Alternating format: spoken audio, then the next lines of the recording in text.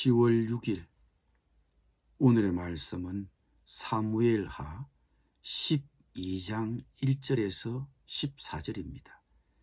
여호와께서 나단을 다윗에게 보내시니 그가 다윗에게 가서 그에게 이르되 한 성읍에 두 사람이 있는데 한 사람은 부하고 한 사람은 가난하니 그 부한 사람은 양과 소가 심히 많으나 가난한 사람은 아무것도 없고 자기가 사서 기르는 작은 암양 새끼 한 마리뿐이라. 그 암양 새끼는 그와 그의 자식과 함께 자라며 그가 먹는 것을 먹으며 그의 잔으로 마시며 그의 품에 누움으로 그에게는 딸처럼 되었거늘 어떤 행인이 그 부자에게 오매 부자가 자기에게 온 행인을 위하여 자기의 양과 소를 아껴 잡지 아니하고 가난한 사람의 양새끼를 빼앗아다가 자기에게 온 사람을 위하여 잡았나이다 하니 다윗이 그 사람으로 말미암아 노하여 나단에게 이르되 여호와의 살아계심을 두고 맹세하노니 이 일을 행한 그 사람은 마땅히 죽을지니라. 그가 불쌍히 여기지 아니하고 이런 일을 행하였으니 그 양새끼를 4배나 갚아 주어야 하리라 한지라.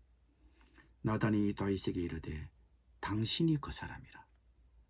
이스라엘의 하나님 여호와께서 이와 같이 이르시기를 내가 너를 이스라엘 왕으로 기름 붓기 위하여 너를 사울의 손에서 구원하고 내 주인의 집을 내게 주고 내 주인의 아내들을 내 품에 두고 이스라엘과 유다 족속을 내게 맡겼느니라.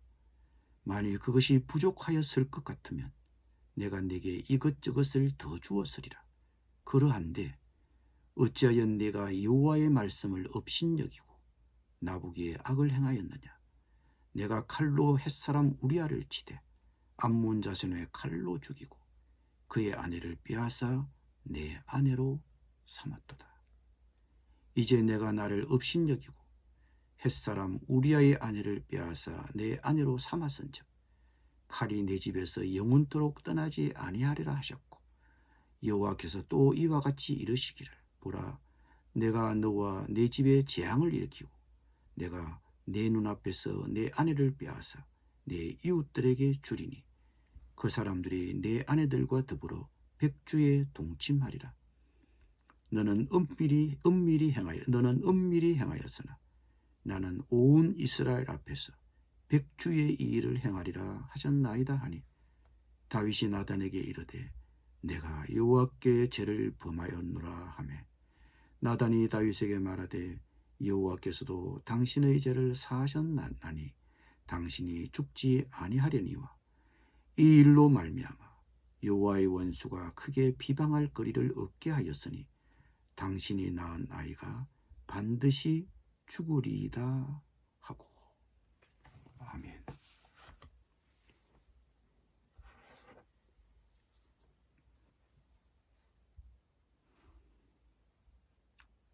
다윗 왕은 간음하고도 뉘우치지 않았고 죄를 숨기려고 했으며 나중에는 고의적으로 살인까지 저질렀습니다.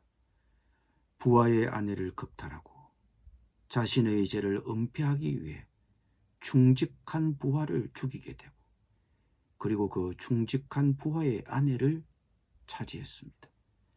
그러나 다윗은 그 불행의 씨앗이 태어날 때까지 회개하지 않았습니다.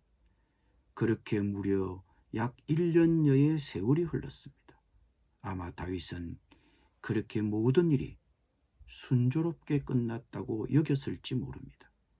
1년여 동안 다윗의 회개를 기다리시던 하나님은 예언자 나단을 다윗에게 보냈습니다. 예언자 나단은 다윗 앞에서 바로 대놓고 책망하지 않았습니다. 이야기를 사용했습니다. 이야기는 사람의 마음을 여는 데 효과적입니다. 직설적으로 얘기하면 사람들은 마음을 닫을 수 있지만 이야기를 사용하면 쉽게 마음을 엽니다. 많은 양떼를 가진 어떤 부자가 있었습니다. 어느 날 이 부자의 집에 손님이 방문했습니다. 이 부자가 손님을 대접하려고 보니 새끼 양이 필요했습니다. 그런데 이 부자는 자기 손님을 대접하기 위해 자기 양을 잡지 않고 가난한 이웃 사람의 새끼 양을 빼앗아 대접했습니다. 그런데 이 새끼 양은 이 가난한 이웃에게는 마치 자기 자식과 같은 존재였습니다. 이런 뻔뻔하고 황당한 이야기를 듣고 있던 다윗 왕은 그 악한 부자에 대해 화가 났습니다. 그러자 예언자 나단의 무시무시한 책망이 날아왔습니다. 당신이 바로 그런 사람입니다. 하나님이 나를 시켜 왕에게 이렇게 말하라고 했습니다. 그리고 하나님은 다윗의 죄악에 대하여 심판을 선고했습니다. 하나님은 다윗의 죄악의 결과로 세 가지의 재앙이 임할 것을 말씀하셨습니다. 내 집안에서 칼이 떠나지 않을 것이다. 사실 이 예언대로 다윗의 자식들 간에 서로 피부린내 나는 살육이 일어나게 됩니다.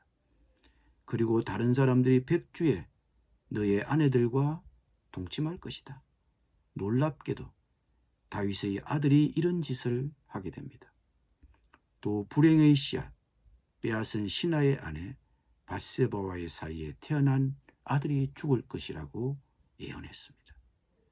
비참한 심판 예언이었습니다.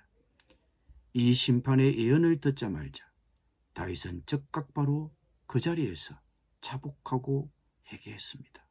내가 주님께 죄를 지었습니다. 죄를 인정하는 것은 어렵습니다. 잘못했다고 말하기는 쉽지 않습니다. 특히 권력을 가진 사람의 입장에서는 더욱 그럴 것입니다. 침묵하거나 자신의 잘못을 강변합니다. 그러나 다윗은 즉각적으로 자신의 죄를 시인하고 고백했습니다. 그것이 시편 51절에 있습니다. 시편 51편은 다윗이 밧세바와 정을 통한 뒤에 예언자 나단이 그를 찾아왔을 때에 뉘우치고 지은 시입니다. 이 시편은 이렇게 시작하고 있습니다. 하나님이여, 주의 인자를 따라 내게 은혜를 베푸시며 주의 많은 긍휼을 따라 내 죄악을 지워 주소서. 나의 죄악을 맑게 씻으시며 나의 죄를 깨끗이 제하소서. 물은 나는 내 죄과를 아오니 내 죄가 항상 내 앞에 있나이다. 주의 얼굴을 내 죄에서 돌이키시고 내 모든 죄악을 지워주소서. 하나님이여, 내 속에 정한 마음을 창조하시고 내 안에 정직한 영을 새롭게 하소서. 나를 주 앞에 쫓아내지 마시며 주의 성령을 내게서 거두지 마소서. 이렇게 다윗은 참회의 기도를 드렸습니다. 마음먹기에 따라서는 다윗은 자신의 죄를 쉽게 감출 수 있습니다. 백성들은 우리아가 죽었기 때문에 다윗이 밧세바를 아내로 삼았구나 하고 생각할 수 있습니다. 그리고 장군 요압만 조용히 있어주면 크게 문제될 것이 없습니다. 그리고 그는 왕입니다.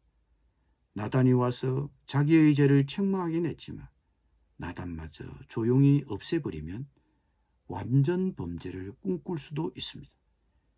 권력을 가진 자가 못할 것이 무엇이 있겠습니까? 어떻게든 입만 막으면 되는 것입니다. 그러나 다윗은 그 자리에서 바로 무릎을 꿇었습니다.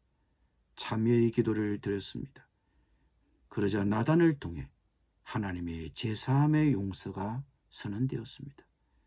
다윗이 나단에게 이르되 내가 여호와께 죄를 범하였노라 하며 나단이 다윗에게 말하되 여호와께서도 당신의 죄를 사하셨나니 당신이 죽지 아니할 것입니다. 오늘 성경이 우리에게 말하고자 하는 핵심은 이것입니다. 죄를 지었습니까?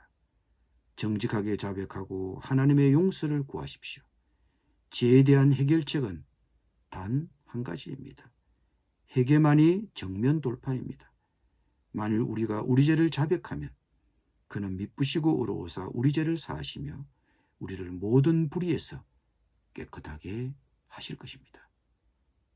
기도드리겠습니다. 상하고 통회하는 마음을 멸시하지 아니하시는 주님, 우리의 죄를 자백하오니 내 죄에서 돌이키시고 내 모든 죄악을 지워 주옵소서. 주님 내 속에 정한 마음을 창조하시고 내 안에 정직한 영을 새롭게 하여 주옵소서. 예수님의 이름으로 기도드립니다.